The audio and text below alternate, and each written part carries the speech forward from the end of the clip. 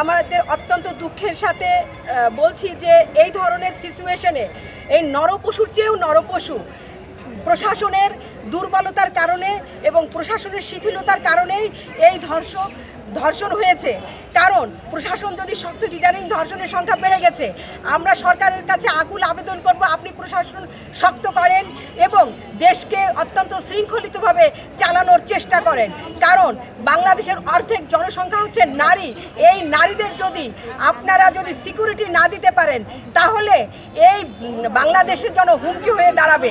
কারণ অর্ধেক জনসংখ্যাই হচ্ছে নারী, আর নারীকে যদি সিকিউরিটি না দিতে পারেন তাহলে প্রশাসনিকভাবে আপনারা ব্যর্থ। সেই হিসাবে স্বরাষ্ট্র উপদেষ্টার পদত্যাগ আমি দাবি করছি। অবিলম্বে স্বরাষ্ট্র উপদেষ্টা পদত্যাগ করে ভালো যোগ্য স্বরাষ্ট্র উপদেষ্টা নিয়োগ করা হোক এবং সরকারকে প্রশাসনিকভাবে যোগ্য লোক দিয়ে সরকারের প্রশাসন পরিচালিত করা হোক।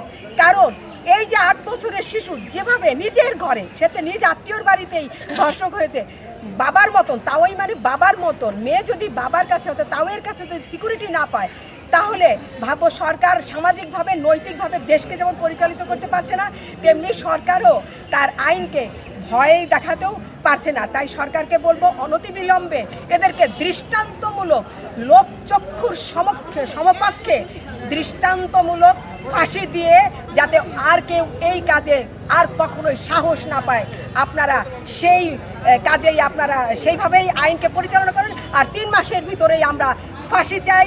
আমাদের আইন উপদেষ্টা বলেছেন যে 180 দিনের পরিবর্তে 90 দিনের ফাঁসির ধর্ষকের বিচার করা হবে। আমাদের যেই আইন উপদেষ্টা অনেক কিছুই বলেন কিন্তু অনেক কিছু রাখেন না। আমরা চাই তিনি যেন এইটা যে বলেছেন এইটা যেন তিনি রাখেন, তাহলে এই গদি ছেড়ে যেতে হবে।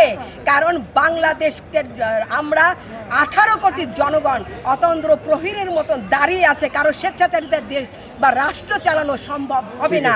আমরা ছাত্র জনতা অভিভাবক সবাই আমরা এই দেশকে ইনশাআল্লাহ রক্ষা করব, নারীদেরকে রক্ষা করব, আবার পুরুষ ভাইদেরকে রক্ষা করব। আমরা নারী পুরুষ বুঝি না। এই ধরনের কাজে যারা লিপ্ত হয় তারা নারীও না পুরুষও না, তারা হলো পশু এবং সরকারের আইনের শিথিলতার ফাঁকে এই পশুরা পশুত্ব করতে সাহস পায়। ধর্ষণ একটা জঘন্যতম অপরাধ, কঠিনতম শাস্তির ব্যবস্থা করলে এই অপরাধটা বন্ধ হতে বাধ্য। সরকারের সেটা করা উচিত। আজকে এক নরপিশাচ দ্বারা 8 বছরের শিশু আসিয়াকে ধর্ষণ করা হয়েছে। এইটার আমরা তীব্র প্রতিবাদ জানাই এবং এই ন্যাক্কারজনক আসিয়াকে যারা ধর্ষণ করেছে তার ফাঁসি দাবি করি। আজকে শরীয়তপুর মহিলা দল কর্তৃক আয়োজিত জেলা মহিলা দল কর্তৃক আয়োজিত এই ন্যাক্কারজনক ঘটনায় যারা উপস্থিত হয়েছে তাদের সবাইকে ধন্যবাদ। এই বিক্ষোভ মিছিলের থেকে আমাদের দাবি, আজ মেয়েরা আমাদের মায়ের জাত, মেয়েরা আমাদের বোনের জাত, মেয়েদের দ্বারা উৎপীড়ন করবে, মেয়েদের দ্বারা ধর্ষণ করবে, মেয়েদের দ্বারা উত্ত্যক্ত করবে, এদের কোনো জাত নাই, এদের কোনো গোষ্ঠী নাই, এদের কোনো দল নাই, এদের প্রত্যেককে আইনের আওতায় আনতে হবে, সেইটা যে কোনোভাবেই হোক। এবং সরকারের কাছে আকুল আবেদন, এদের নতুন আইন করা হলেও এদের ফাঁসি দিয়ে একটা দৃষ্টান্তমূলক শাস্তির ব্যবস্থা করতে হবে।